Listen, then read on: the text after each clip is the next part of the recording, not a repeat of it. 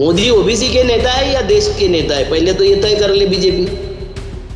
ठीक है, क्योंकि हमारे यहाँ के ब्राह्मण नेता है फडणवीस जी, मगर ये महाराष्ट्र के नेता कहलाते खुद को। भाई लालू प्रसाद यादव यादव के नेता, मुलायम सिंह यादव यादव के नेता, कांशी राम जी दलितों के नेता, मायावती दलितों की नेता, फलाना मुस्लिम का नेता, आप देश के नेता। ये प्रमाण पत्र कैसे बांटते हो आप? इनके ऊपर कोई सवाल नहीं उठाता, इसलिए बेधड़क प्रमाण पत्र बांटते हैं। हम क्या चाहते हैं? पुलिस स्टेट हमको करना अगर है, क्राइम बढ़े बिना पुलिस स्टेट होगी कैसी? आप इसको समझो ना, देश को पुलिस स्टेट करना है तो उसके लिए क्राइम बढ़ाना जरूरी है ना। उन्होंने उसको डंडे से पीट दिया इसलिए कि वो जानवरों पर हिंसा कर रहा था, और जितनी जानवरों पर उसने 2 फटकार लगाया गया उसके ऊपर 5-50 डंडे बरसा दिया। मतलब जानवर, हमारे यहाँ गाय तो माता थी, अब घोड़ा बाप हो गया, बैल नहीं रहा। क्रॉसब्रीड तैयार कर रहे हैं हम, ये नया क्रॉसब्रीड है, गाय के साथ में घोड़े का क्रॉसब्रीड हम तैयार कर रहे हैं। और जानवरों को हम बचाना चाहते हैं, मगर एक कम्युनिटी के लोगों को, विशिष्ट कम्युनिटी के लोगों को हम जानवरों से ज़्यादा बदतर समझते हैं। हमारे यहाँ के दलितों को हम बदतर समझते हैं, हमारे यहाँ के किसानों को बदतर समझते हैं, हमारे यहाँ के आदिवासियों को बदतर समझते हैं। और ये सुपरमैसी सिद्ध करने के लिए जो डंडे लेकर हाथ में खड़े होते हैं, वो दुर्भाग्य से ओबीसी कम्युनिटी के, एससी कम्युनिटी के लोग हैं।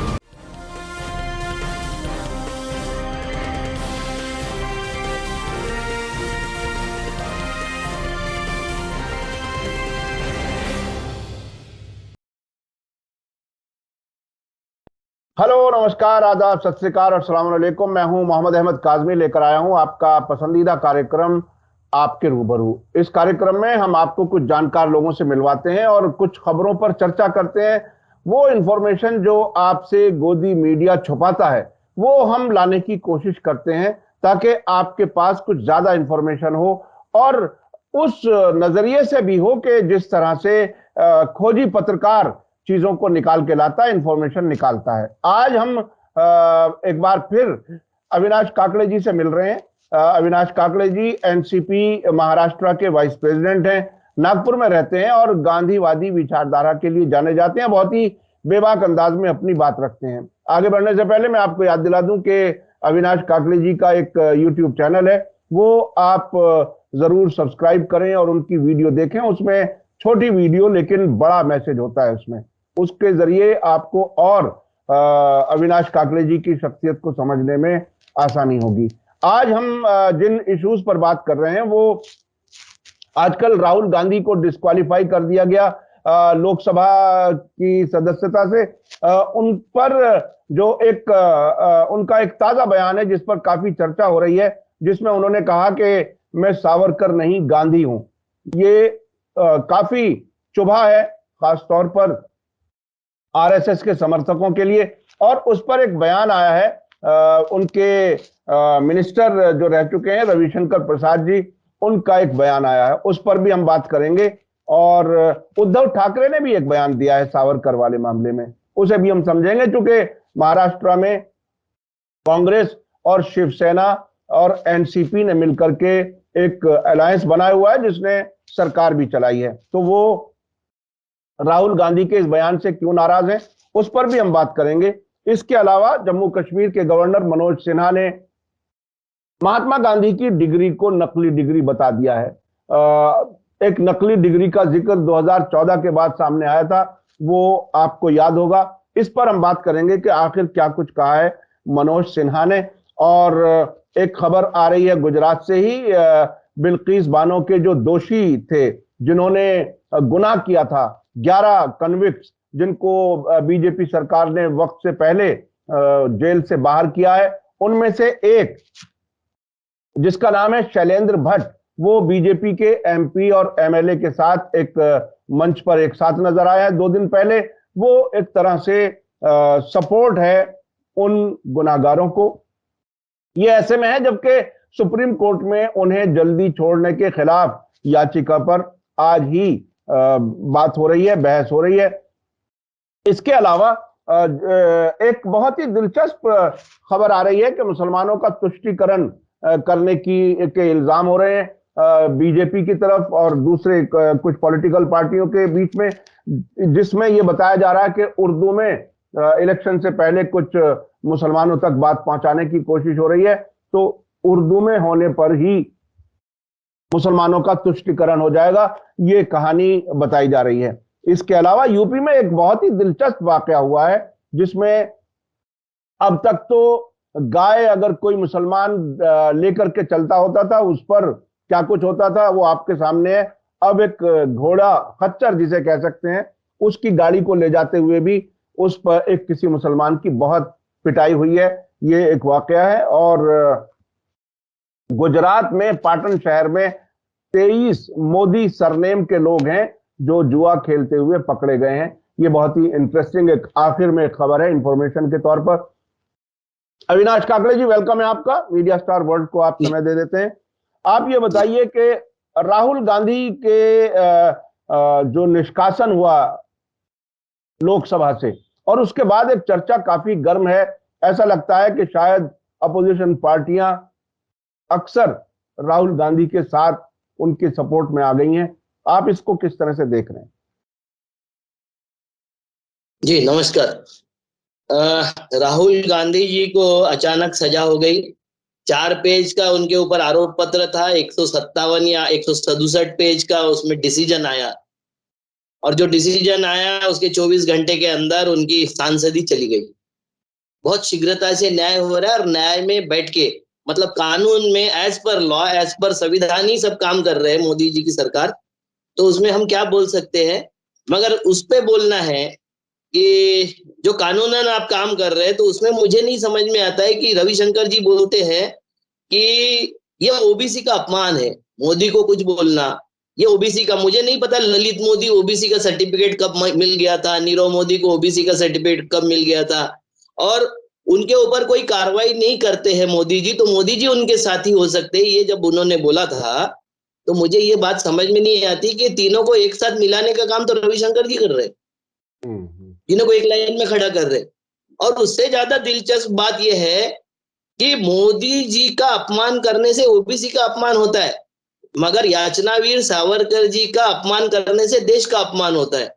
मतलब आप देख लीजिए, एक देश का अपमान होता है, दूसरा ओबीसी का अपमान होता है, और वो भी ललित मोदी और नीरव मोदी के साथ में सवाल पूछने से होता है। अब अडानी से सवाल पूछ ली तो कौन सा अपमान होगा पता नहीं, और अडानी कौन निकल आए, एससी निकलेगा कि एसटी निकलेगा कि विजिएंटी निकलेगा, मुझे नहीं पता, क्योंकि ये तो खोज निकालते हैं, भगवानों की जाति खोजते हैं। ये हमारे धर्म के सारा जहां से उत्थान हुआ, जाति कहां से उत्पन्न हुई, ये सब तो खोजने का इनका धंधा है। तो अभी तो डर लगने लग गया है कि किसी के नाम लेना, कोई भी गिरोह का या चोर का या भगोड़े का नाम लेना, ये किस किस जाति के साथ में कौन जोड़ देगा कब, और किस तरीके से केस हो जाएगी उसके ऊपर। इसका तो क्या होगा, ये देश में कितनी अच्छी डेमोक्रेसी चल रही है कि सारे काम कानूनन हो रहे, कानून के बाहर कोई काम नहीं है। आप देखोगे कि सारे काम कानूनन हो रहे। मतलब अब तक हम देख रहे थे कि ईडी, सीबीआई वगैरह वगैरह वगैरह जो कुछ काम करते थे, अफसरशाही जो काम करती थी, अब जुडिशियली भी वही काम करने लग गई। वर्मा नाम के जज इतने फास्ट जजमेंट देते हैं, 4 पेज की कंप्लेंट में 167 पेज का जजमेंट लिखते हैं, और उसमें वो हमारे जो बैठे हुए हैं लोकसभा अध्यक्ष, वो भी एकदम बाकी सब काम बाजू में रख दो, पर ये काम पहले करना है करके वो उन्होंने डिसीजन ले लिया और उनकी सदस्यता चली गई। कोई बात नहीं, वो लड़ेंगे, देखेंगे। मगर उसके ऊपर प्रियंका जी बोल रही कि आप हर दिन मेरे परिवार का अपमान करते हैं, पर आपकी सदस्यता रद्द नहीं होती। मैं ये पूछना चाहता हूँ प्रियंका जी से कि आप केस क्यों नहीं डालते? आपको भी केस डालना चाहिए ना, कानून व्यवस्था पे विश्वास रखना चाहिए। फिर कंपेयर कर सकते ना हम कि उनके इसमें अगर जजमेंट इतने जल्दी आ जाता है, इतना बड़ा जजमेंट आ जाता है, आपके इसमें क्यों नहीं आता? तो ये बात तब हो सकती है जब आप केस डालोगे। आप केस नहीं डालते, आप लड़ते नहीं हो, उनकी खामियों को उजागर नहीं करते। उनके इसमें चोरियां हो नहीं रही क्या? अभी आप पूछ रही हो 20,000 करोड़ कहाँ गए? मैं तो पूछ रहा हूँ पिछले वो क्यों नहीं पूछा गया? पूछना चाहिए था ना। हर एक सरकार में जो खामियां होती है उठाने का काम विरोधी पक्ष को करना चाहिए, वो किया नहीं, इसलिए ये बात हुई। ये जब वहां सीएम थे, इनके ऊपर जितने आरोप थे उसको क्लीन चिट देने का काम आपके सरकारों ने किया, इसलिए ये बैठ गए ना वहां आके दिल्ली में। अब चिल्लाने से कुछ नहीं होता। आप जनता के पास जाइए, जनता को समझाइए, जनता से बात कीजिए। जो आप कर रही हो, अब तक नहीं किया ना, अब करना चाहिए, अब करो, ठीक से बात है। अच्छा, ये जो इनका बयान आया है रविशंकर प्रसाद जी का, उसमें मतलब आपको क्या लगता है, ये एक तरह से वोट पॉलिटिक्स अपने अपने एससी एसटी इस किस्म के लोगों की, या ओबीसी जिसको कह रहे हैं, वो ओबीसी का अपमान है, उनके वोट लेने के लिए ये कोशिश है, या कुछ और भी है इसमें?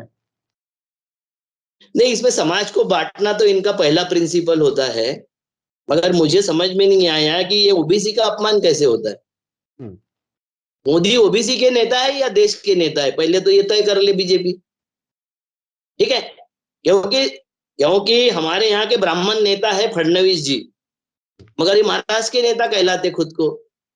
भाई, लालू प्रसाद यादव यादव के नेता, मुलायम सिंह यादव यादव के नेता, कांशी राम जी दलितों के नेता, मायावती दलितों की नेता, फलाना मुस्लिम का नेता, आप देश के नेता। ये प्रमाण पत्र कैसे बांटते हो आप?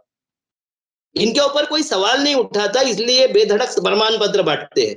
आप बताइए मुझे कि मैं ब्राह्मण का नेता ना क्यों नहीं कहूं कि जब जिजाऊ माता का अपमान हो रहा था, शिवाजी महाराज का अपमान हो रहा था, ज्योतिराव फुले जी का अपमान हो रहा था, सावित्रीबाई फुले का अपमान हो रहा था, बाबा साहेब आंबेडकर का अपमान हो रहा था, जब इतने ताव से, इतने द्वेष से आप आए नहीं आगे, इतना क्रोध आपको नहीं आया, जैसे सावरकर के बारे में आए तो आप तुरंत आगे बाहर। तो भैया वो ठीक है कि अपने जाति को बचाने का, अपने जाति के नेताओं को बचाने का आप काम करते हो, आपके लिए, उसके लिए बधाई, आपको बहुत बहुत बधाई। मगर ये कबूल करो कि हाँ, हम ब्राह्मणों के नेता है, और ब्राह्मण नेता पर कोई कुछ भी बोलेगा तो हम उसके लिए प्रतिशोध लेंगे, प्रतिकार करेंगे। उसके लिए बधाई देता हूं मैं। अच्छा, शिवसेना नेता उद्धव ठाकरे ने भी राहुल गांधी के बयान पर नाराजगी जाहिर की है कि आप सावरकर का नाम ना लें। और वो क्या कुछ है, क्योंकि एक अलायंस का हिस्सा है कांग्रेस और शिवसेना, और आपकी पार्टी भी उस अलायंस का हिस्सा है। ये क्या है उद्धव ठाकरे की का जो ये बयान है, इसे कितना सीरियस समझा जाए, कितना सिर्फ एक वार्निंग समझी जाए, क्या है? उद्धव ठाकरे जी को पहले तो प्रबोधनकार ठाकरे को पढ़ना पड़ेगा। प्रबोधनकार ठाकरे ने जो बोला था उसको अगर नहीं समझोगे तो हर वक्त कंफ्यूजन में रहोगे। आप बीजेपी, सावरकर और ये आरएसएस, इसके चक्कर में फंसते रहोगे। प्रबोधनकार ठाकरे जी ने उनके किताब में कहा है, लिखित है, कि उसको किसी ने पूछा कि क्या ब्राह्मण अच्छा नहीं हो सकता, तो उन्होंने बोला था कि हो सकता है, मगर वो गोबर में पड़ा हुआ मूंगफली का दाना हो सकता है, अब उसको निकाल के खा नहीं सकते आप, है ना। तो एक तरफ सावरकर का इतिहास, निरंजन टकले जी आपके पास में आए थे, उन्होंने कितनी याचनाएं की, उन्होंने छूटने के लिए, उनका वजन कितना बढ़ गया था, जेल में रहने के बाद उसको इतनी यातनाएं दी गई कि उनका मेरे ख्याल से 14-15 पाउंड वजन बढ़ गया था।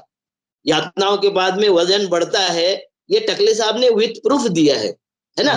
तो उसको अगर प्रबोधनकार ठाकरे नहीं पढ़ते तो उद्धव ठाकरे साहब को जरूरी है कि वो निरंजन टकले जी को तो कम से कम पढ़ ले, उनके पास में बुला के सबूत मांग ले, तो ये आपका कंफ्यूजन दूर हो जाएगा। स्वतंत्र वीर सावरकर आप जब बोलते हो तो वो याचना वीर है, इसको आपको क्लियर करना पड़ेगा। और आपके ऊपर आरोप क्या हुआ था, आप क्या अभी तक ये इसमें नहीं निकले हो? आपको प्रमाण पत्र चाहिए क्या? आप हिंदू हो, हिंदू के रक्षक हो, हिंदू पार्टी के नेता हो, इसके लिए आपको प्रमाण पत्र चाहिए। ये कंफ्यूजन स्टेज में जब रहता है ना नेता, उस वक्त ऐसे स्टेटमेंट आते, क्योंकि हमारे यहाँ के फडणवीस साहब ने एक आरोप किया था कि उनके मालेगांव में पोस्टर लगे थे, बैनर लगे थे उर्दू में, तो वो उर्दू में बैनर, वो ट्वीट आपको भेजा है, वो लगा देना। वो उद्धव ठाकरे जी को उन्होंने क्रिटिसाइज किया था कि ये अपीजमेंट पॉलिसी है, मतलब मुस्लिमों का तुष्टीकरण कर रहे, उर्दू में बैनर लगाने से, क्योंकि लोकल कार्यकर्ताओं ने लगाया होगा, मालेगांव में मुस्लिम बहुल इलाका है, तो मुस्लिमों ने कार्यक्रम लिया तो उन्होंने उर्दू में बैनर लगाए। हालांकि उर्दू ये किसी जाति के और किसी धर्म की भाषा नहीं है, ये देश की भाषा थी। तो मतलब ठीक है, तुमने अभी उसको प्रमाणित किया, क्योंकि प्रमाण पत्र बांटने का ठेका तो आपका है ही। तो आपने जैसा ही उसको बोला, ये फडणवीस साहब ने जैसा ही बोला, तो आपने उद्धव जी ने दूसरा ट्वीट दिखाना चाहिए था, जो हिंदू का द हिंदू का ट्वीट है कि जितने भाषण नरेंद्र मोदी जी ने दिए हैं मन की बात में, उसको उर्दू ट्रांसलेट करके और सारे इस्लामिक स्कॉलर को भेजा जाएगा और इस्लामिक स्कूलों में दिया जाएगा। आप करें तो प्रेम है, हम्म, हम करें तो लफड़ा है, जी जी जी जी। नहीं चलेगा। और मुसलमानों का ये बड़ी बहुत ही इंटरेस्टिंग बात है। ये असल में बीजेपी ने उसी वक्त में जब कांग्रेस की सरकारें हुआ करती थी तभी तुष्टीकरण का इल्जाम लगाते थे और उसका जवाब मुसलमानों की तरफ से भी कोई नहीं आया। हालांकि उसमें भी कोई मुसलमानों को हक मिल रहा हो अपना, ऐसा नहीं था। लेकिन अब तुष्टीकरण उर्दू जबान के पोस्टर और पैम्फलेट से भी ये तुष्टीकरण होने लगा। ये बहुत ही इंटरेस्टिंग बात है। मुसलमानों को ये गौर करने की जरूरत है कि आखिर अगर ये एक वोट। बात मैं और इसमें बताना चाहता हूँ, जोड़ना चाहता हूँ कि आप बताइए कि ये जो जम्मू कश्मीर के मनोज सिन्हा जी उपराज्यपाल जी, है ना, वो बोलते हैं कि महात्मा गांधी के पास कोई डिग्री नहीं थी। और इसमें कोई विरोधी पार्टी है जो कांग्रेस जैसी पार्टी है जिनको लेगेसी है, महात्मा गांधी की लेगेसी जानते हैं, उसके बजाय उनके प्रपौत्र को आगे आना पड़ता है और बोलना पड़ता है कि जाहिलों को राज्यपाल बनाने का नतीजा यही होगा। ये उनके शब्द है, मेरे नहीं है। हाँ, हाँ, ये जो बोला है जाहिल वगैरह, ये उनके शब्द है, तुषार गांधी जी के। हाँ, तो मुझे ये समझ में आता है कि भैया मेरे कमीज से तेरी कमीज उजली कैसी रहेगी। हाँ, मेरे फेक डिग्री पर सवाल हुए थे, मेरी डिग्री या कंप्यूटर में दिखाना पड़ा था, जिस वक्त हाथ से लिखी जाती थी, कंप्यूटर इजाद नहीं हुआ था। और ऐसे ऐसे सब्जेक्ट की डिग्रियां जो सब्जेक्ट आज भी नहीं पढ़ाए जाते, दुनिया के किसी यूनिवर्सिटी में वो सब्जेक्ट नहीं है, उसकी डिग्री हमने दिखाए कंप्यूटराइज। तो हमारे ऊपर कैसे लांछन लगाते हो, मेरी कमीज कैसे मैली होगी। तो महात्मा गांधी की भी कमीज मैली थी। मुझे लगता है कि अफ्रीकन सरकार भी पागल थी, भारत में जो ब्रिटिश सरकार थी वो भी पागल थी, उस वक्त के कोर्ट भी पागल थे। अभी सबसे ज्यादा प्रमाण पत्र बांटने वाले जो है उसके संगठन के नेता ही सारे बुद्धिमान हैं।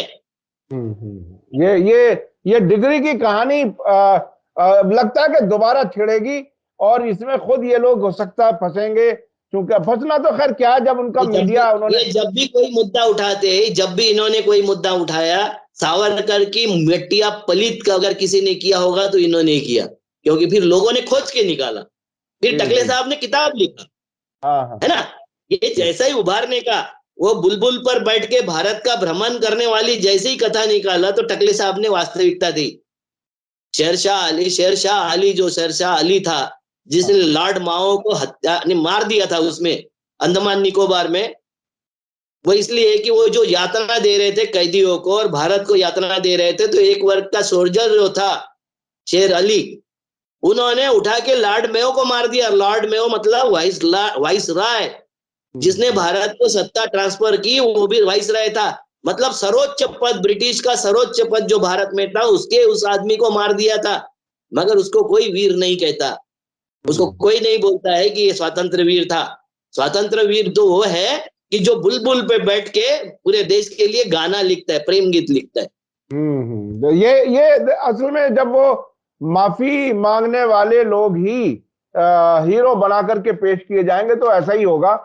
ये हालात तो हमें बहरहाल बर्दाश्त करने पड़ेंगे, क्योंकि जिस तरह से जिन लोगों के हाथ में सत्ता है वो अपनी पसंद के लोगों को हीरो बना करके पेश कर रहे हैं। अच्छा, अब ये बिल्किस बानो का जो दोषी है उसको इन्होंने ऐसे वक्त में अपने साथ बिठाया, एमपी एमएलए हैं बीजेपी के, कि जबकि अभी सुप्रीम कोर्ट में सुनवाई पेंडिंग है। आज जब हमारी आपकी बात हो रही है, आज ही सुप्रीम कोर्ट में उस पर हियरिंग होनी है कि उनको बिफोर टाइम गलत छोड़ा गया है, इनको वापस जेल भेजा जाएगा, क्या कुछ होगा वो सुप्रीम कोर्ट को फैसला करना है।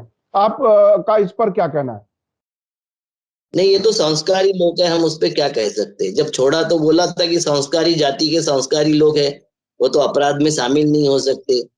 जैसा इन्होंने पार्लियामेंट में नोट लहराया था, वो नोट उसमें एक सांसद था आदिवासी और दूसरे सांसद थे उसमें दलित।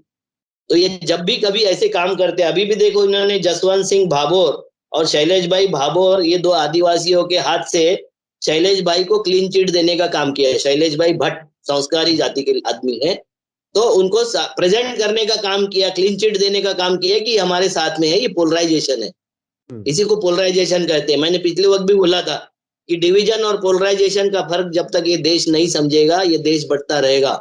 उसको समझना पड़ेगा। ये पोलराइज करने के लिए इन्होंने बिल्किस बानो का जो हत्यारा था, उसमें अपराधी था, उस शैलेश भट्ट को इन्होंने जनता के सामने सम्मान देने के लिए अपने बीच में बैठा लिया। अब बात को समझो, ये एक अपराधी पहले छूट जाता है, उसकी सजा माफ की जाती है। दूसरा, एक एमएलए और सांसद उसको बोलता है कि ये संस्कारी जाति के लोग हैं, और कुछ आदिवासी सांसद और एमएलए के माध्यम से उसको पब्लिक में प्रेजेंट किया जाता है कि देखो हम कितना सम्मान करते हैं मुस्लिमों के हत्यारों का, मुस्लिमों की हत्या करने वालों का। ये दिखाने का एंगल है ये तैयारी है चुनाव की। इससे तो और क्राइम बढ़ेगा। इससे तो एक तरह से क्रिमिनल्स को एनकरेज करने का काम किया जा रहा है। अच्छा, अभी ये एक हम क्या चाहते हैं? हम क्या चाहते हैं? पुलिस स्टेट हमको करना अगर है, क्राइम बढ़े बिना पुलिस स्टेट होगी कैसी? आप इसको समझो ना। देश को पुलिस स्टेट करना है तो उसके लिए क्राइम बढ़ाना जरूरी है ना। हर आदमी पुलिस की चपेट में आ जाए तो ये पुलिस स्टेट बनेगा। ये है उसका। अच्छा, ये यूपी का क्या वाकया है? मुसलमान कोई घोड़ा गाड़ी लेकर के चल रहा था, उसके साथ क्या है? ये कहाँ का वाकया है, क्या है? ये उत्तर प्रदेश का वाकया है, जिसमें एक मुस्लिम व्यक्ति घोड़ा गाड़ी पर गुड़ बेच रहा था। आपको पता है कि उत्तर प्रदेश में इस तरीके से अपनी खेत की उपज या वो खेतों का वो सब बेचा जाता है। तो ये जो जानवरों की क्रूरता के विरोध में जो संगठन होते हैं, उनको पता चल गया कि ये मुसलमान है और ये घोड़े पर ले जाके ये बेच रहा है। उन्होंने उसको डंडे से पीट दिया, इसलिए कि वो जानवरों पर हिंसा कर रहा था। और जितनी जानवरों पर उसने 2 फटकार लगाया गया, उसके ऊपर 5-50 डंडे बरसा दिया। मतलब जानवर, हमारे यहाँ गाय तो माता थी, अब घोड़ा बाप हो गया, बैल नहीं रहा। क्रॉसब्रीड तैयार कर रहे हैं हम, ये नया क्रॉसब्रीड है।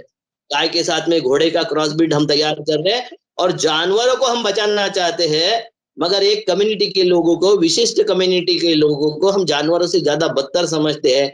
हमारे यहाँ के दलितों को हम बदतर समझते हैं, हमारे यहाँ के किसानों को बदतर समझते हैं, हमारे यहाँ के आदिवासियों को बदतर समझते हैं। और ये सुपरमैसी सिद्ध करने के लिए जो डंडे लेकर हाथ में खड़े होते हैं, वो दुर्भाग्य से ओबीसी कम्युनिटी के, एससी कम्युनिटी के लोग हैं। ये बड़ी अजीब बात है कि उन्हीं को इस्तेमाल किया जाता है, उन्हीं पर जुल्म भी किया जाता है, फिर इस किस्म के काम लेने के लिए भी उन्हें ही आगे किया जाता है। अब से पहले कैसे टारगेट किया जा रहा है, कैसे टारगेट किया जाता है? एक मोहम्मद आरिफ नाम का 35 साल का युवा, जो गांव के बाहर में घायल सारस को उठा के लाता है। फरवरी 2022 में उसने उठा के लाया, उसकी मरहम पट्टी किया, उसको ठीक ठाक किया, उसको बच्चे जैसा सहेजा, खाना खिलाया, सब कुछ किया।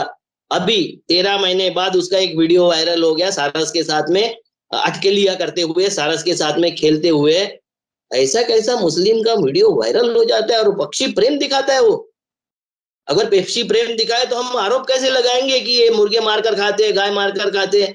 भैया, जो खाते होंगे वो खाते ही होंगे, उसमें मुझे कोई ये नहीं है, वो नहीं करना चाहिए। मगर एक सारस प्रेमी को 13 महीने बाद, जिसने वो सारस को बड़ा किया, वाइल्ड लाइफ प्रोटेक्शन एक्ट में उसको अंदर कर दिया हमने। कितने महान लोग हैं हम।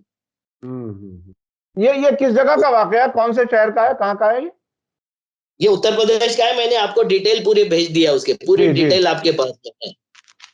तो ये अच्छा, आखिरी मेरे ख्याल से खबर जो है वो, जिस पर हमारी अभी बात नहीं हुई है, वो मोदी सरनेम के लोग कुछ पकड़े गए हैं, वो क्या कुछ है?